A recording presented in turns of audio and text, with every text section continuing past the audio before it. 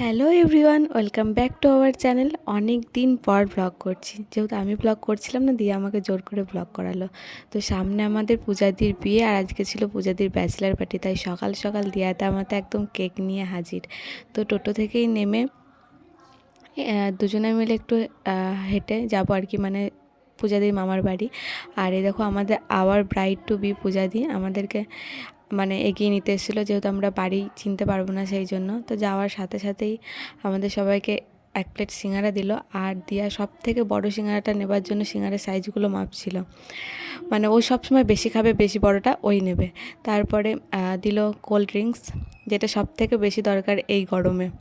আর পিয়ারিদি যেহেতু শেষে এসেছিলো, তাই আর সিঙ্গারা খাইনি, একটু কোল্ড ড্রিঙ্কস খেয়ে নিল। তারপর আমরা জায়গা ঠিক করছিলাম যে কোন দিকটায় বেশি লাইট, কোন দিকটায় ডেকোরেশন করব, কোন দিকে ছবি ভালো আসবে। আর এই মেয়ে পোজ দিয়ে দিয়ে দেখছিল। আর আমরা ডেকোরেশনের সমস্ত জিনিসই আগে থেকে ফ্লিপকার্টে কিনে রেখেছিলাম, মানে একটা ব্রাইড টু বিতে আর কি ডেকোরেশনের যা যা লাগে। আর এদিকে আমাদের দীপাদি মানে বেলুন ফোলাচ্ছিল। তারপরে তিনজন মিলে নিজেদের মতো করে যতটুকুই পারলাম ততটুকুই একটু ডেকোরেশন করার চেষ্টা করলাম। তো ডেকোরেশন শেষে এবার আমরা নিজেরা রেডি হতে বসে পড়েছিলাম, মানে যে যেদিকে পারছে আর কি, মানে আর কি মেকআপ করা শুরু করে দিয়েছে। মানে আর যাই হোক, যেন দেখতে সুন্দর লাগে আর ছবি ভালো আসে, এটাই হচ্ছে আমাদের মেন আর কি কথা। আর এই দেখো ফাইনাল লুক আমরা ডেকোরেশন করেছিলাম, আর কেকটা দিয়া করেছিল। কেকটা খুবই সুন্দর খেতে হয়েছিল, মানে দেখতে খেতে দুটোই খুবই সুন্দর হয়েছিল। তারপর সবাই মিলে একটু মানে হাসি ঠাট্টা মজা।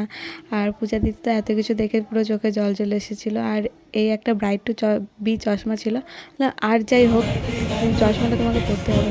তারপরে দিয়া পূজা দিতে কীভাবে বরের মাথা খেতে হয় সেই ট্রেনিংটাই দিচ্ছিল।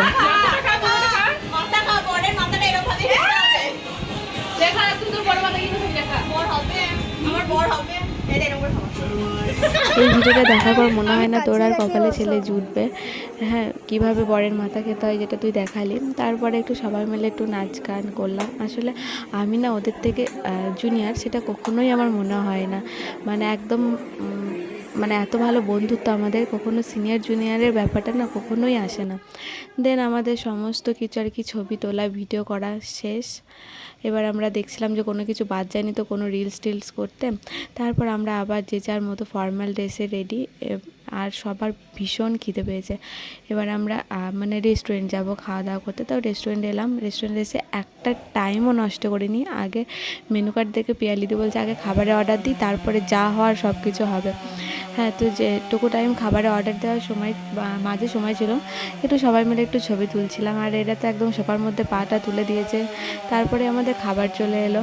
আর মেনুতে ছিল হচ্ছে মিক্সড ফ্রাইড রাইস, মশলা কুলচা, চিকেন টিক্কা মশলা আর চিকেন মাঞ্চুরিয়ান। আর আমাদের এই যে দিদিভাই সব খাবার সার্ভ করে দিচ্ছিলো। মানে এটা আমার ডিউটি থাকে, যেহেতু আজকে দিদিভাই ছিল সেই জন্য আমার আর এই ডিউটিটা করতে হয়নি, আমি বেশ বসে বসে খেতে পেয়েছি। আর পিয়ালিদি তো খাবার পাওয়ার সাথে সাথেই খেতে শুরু করেছে। ওর ভীষণ খিদে লেগেছিলো, মানে ওর বলে নয়, আমাদের প্রত্যেকেরই ভীষণ খিদে লেগেছিলো। তো খাওয়া শেষ।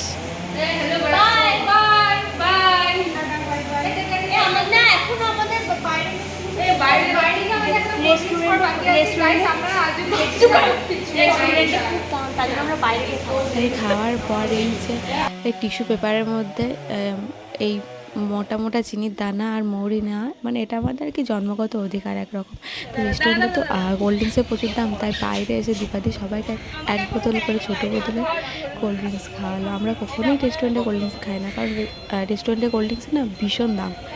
ওই জন্য বাইরে আর কি সবাই মিলে কোল্ড ড্রিঙ্কস খেয়ে তারপরে বাস স্ট্যান্ডে যে যার মতো বাসে চেপে বাড়ি। দেখা হবে নেক্সট ব্লগে। কেমন লাগলো ব্লগটা অবশ্যই জানিও। টাটা।